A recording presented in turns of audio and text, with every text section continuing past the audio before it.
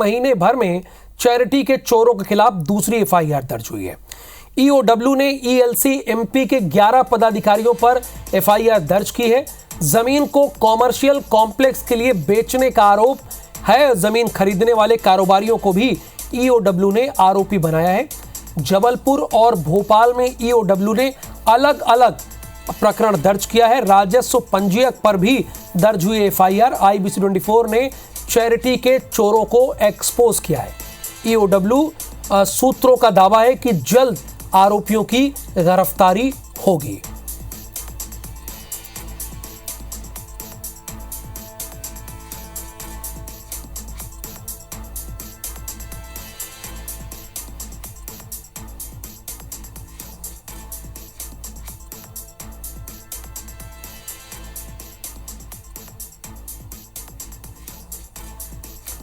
तो आईबीसी 24 ने चैरिटी के चोरों को बारे में बताया। इसमें 11 पदाधिकारियों पर एफआईआर दर्ज की गई है। जमीन को कॉमर्शियल कॉम्प्लेक्स के लिए बेचने का आरोप है। जमीन खरीदने वाले कारोबारियों को भी ईओडब्ल्यू ने आरोपी बनाया है। नवीन सिंह, खबर का असर हुआ है। जिन्होंने जमीन बेचा वो भी आरोपी, जिन्होंने खरीदा वो भी आरोपी। जरा विस्तार से हमारे दर्शकों को इन चैरिटी के चोरों का काला चिट्ठा आप जरा खोलिए, एक्सपोज कीजिए, इनको बताइए आप।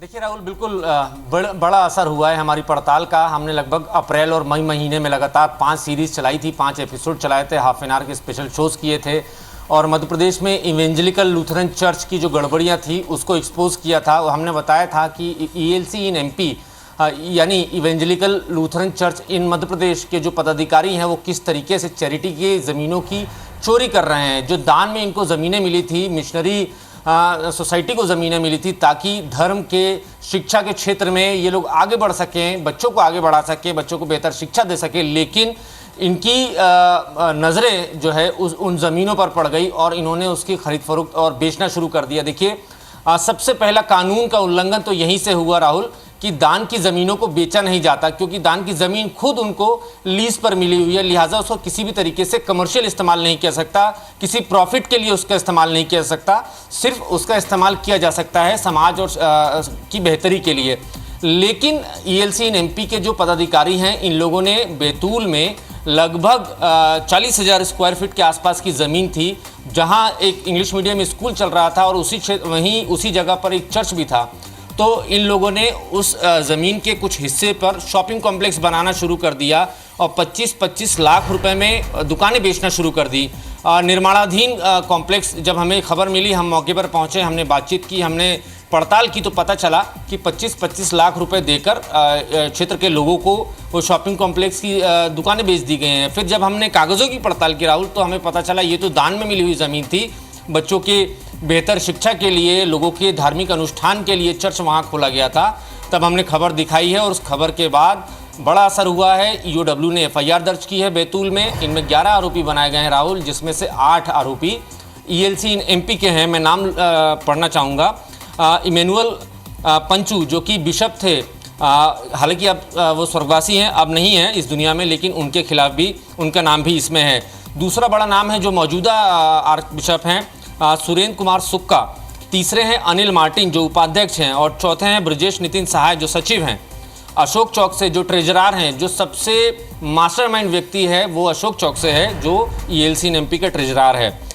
इसके अलावा दिलराज हैं, एसपी दिलराज कोषाध्यक्ष हैं, मुकेश चितरंजन हैं, पुलकित मालवीय। देखिए, ये कारोबारी हैं जिन लोगों ने डील की थी, जिन लोगों ने ईएलसी एमपी के साथ एक डीड साइन की थी। उसमें जो सबसे बड़ा नाम है पुलकित मालवीय, वो बैतूल का एक बड़ा कारोबारी है। इसके खिलाफ भी प्रकरण पंजीबद्ध किया गया है। दूसरा बड़ा नाम है अरुण गोठी।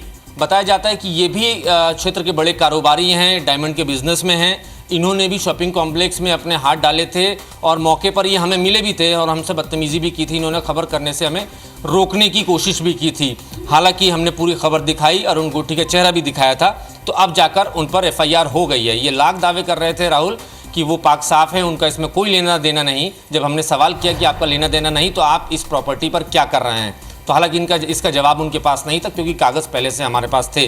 तो अरुण गोठी के खिलाफ एफआईआर हुई है चौथा और सबसे आखिरी जो बड़ा नाम है राहुल, ये है राजीव सोरते। ये तत्कालीन पंजीयक हैं, राजस्व पंजीयक हैं। ये वो अधिकारी हैं जिनकी सरपरस्ती में ये पूरा अपराध हुआ है, पूरा फ्रॉड हुआ है।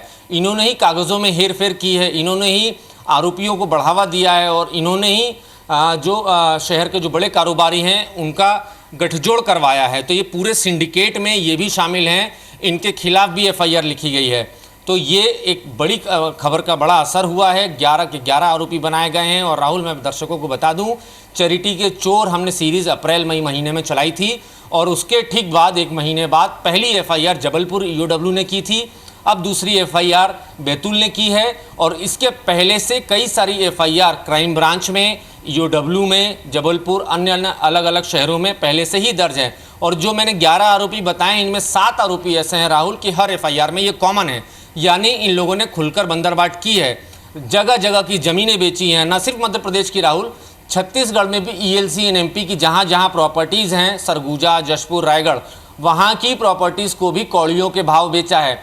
बड़ा एक सिस्टमेटिक तरीके से ये लोग डील करते थे, चूँकि ये जानते थे दान की ज़मीनों की खरीद बेच नहीं की जा सकती, उसका कमर्शियल इस्तेमाल नहीं किया जा सकता, तो वो एक सेल डीड तैयार करते थे, एक अनुबंध पत्र तैयार करते थे, विक्रय पत्र भी नहीं, ये अनुबंध पत्र तैयार करते थे। मेरे और आपके बीच में प्रॉपर्टी मेरी है, चूंकि दान की ज़मीन है तो मैं आपको बेच नहीं सकता, तो मैंने 11 साल के लिए या 51 साल के लिए या 21 साल के लिए मैंने आपको लीज पर दिया, आपसे मैं किराया लेता रहूँगा, यहाँ तक भी ठीक है। लेकिन इन लोगों ने उस लीज की ज़मीन को तो बेच भी दिया, रजिस्ट्री कराने की तैयारी थी। हालांकि जब हमने ये खबर चलाई थी तो लोकल प्रशासन ने ज़रूर सख्ती ली थी। उस समय इनके बिल्डिंग परमिशन कैंसिल कर दी गई थी नगर पालिका बैतूल ने, और उसके बाद धीरे धीरे जब जांच आगे बढ़ी, जो कर दिया। फरियादी थोड़ा समय का अभाव है, आपने विस्तार से हमारे दर्शकों को पूरी बात बताई, बहुत बहुत धन्यवाद आपका।